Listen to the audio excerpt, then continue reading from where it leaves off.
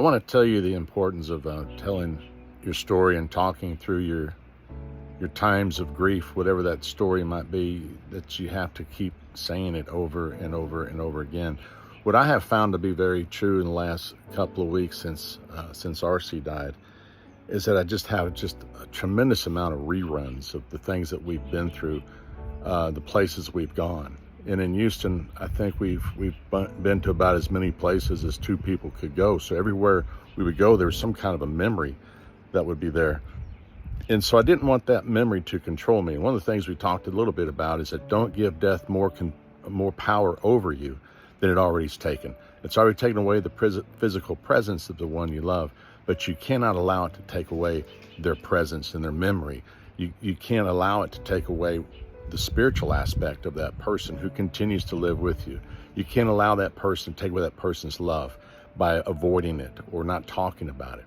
So sharing our stories is one of the most important aspects of our grief. In time, the love for the person will become stronger than that pain.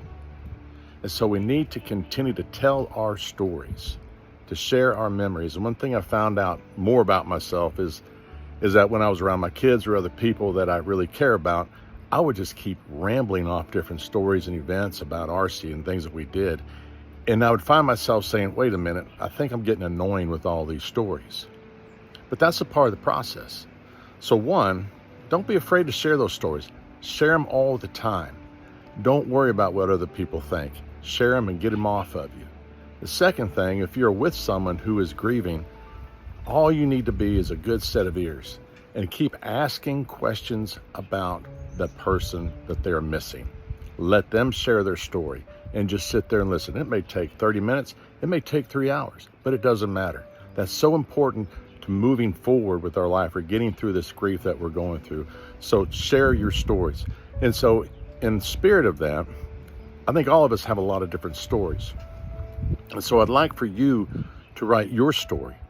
And if you'll go like my bio and push Instagram, or if you'll get on there and you write your story about what you're going through, your pain, the person that you miss, the person you love that is no longer in your sight, share that story. But also put on there, if you give me permission to share those stories whenever this book gets published or I get in that process of doing that book. So share your stories. You can put it on here on TikTok, you can put it on the Instagram account, whatever you need to do, but get that story off of you and tell it. And don't be afraid to share it forever and ever and ever, because that person's love is so much greater than the pain that you're sharing and the pain that you hold on to. The pain will always be there, but it will not control you. Will not be stronger than the love you have for that person. So share your story with me. I appreciate that.